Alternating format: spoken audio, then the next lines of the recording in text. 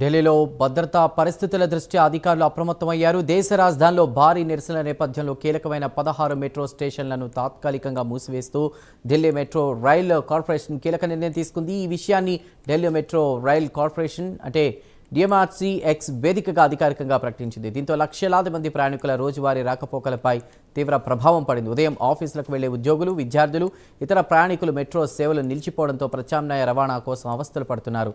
బస్సులు, క్యాబ్లు, ఆటోలపై ఒక్కసారిగా ఒత్తిడి పెరగడంతో పలు ప్రాంతాల్లో ట్రాఫిక్ కూడా భారీగా స్తంభించిన పరిస్థితి.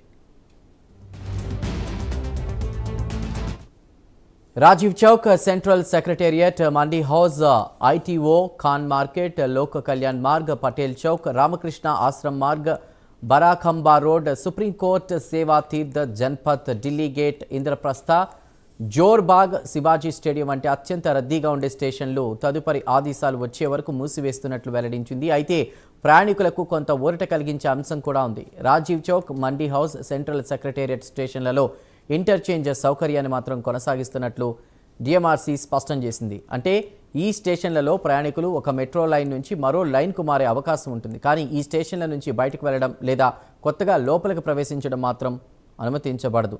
ఢిల్లీలో కాక్రోచ్ జనతా పార్టీ చేపట్టిన నిరసన కార్యక్రమాల నేపథ్యంలో ఎలాంటి అవాంఛనీయ ఘటనలు జరగకుండా ముందస్తు జాగ్రత్త చర్యలో భాగంగానే ఈ నిర్ణయం తీసుకున్నారు.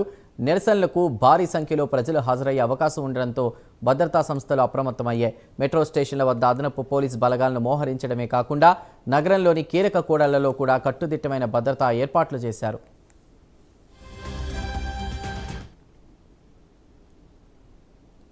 ప్రస్తుతం పరిస్థితిని అధికారులు ఎప్పటికప్పుడు సమీక్షిస్తున్నారు. భద్రతా పరిస్థితులు సాధారణ స్థితికి చేరుకున్న వెంటనే మూసివేసిన మెట్రో స్టేషన్లను తిరిగి ప్రారంభించే అవకాశం ఉందని అధికారులు సూచిస్తున్నారు.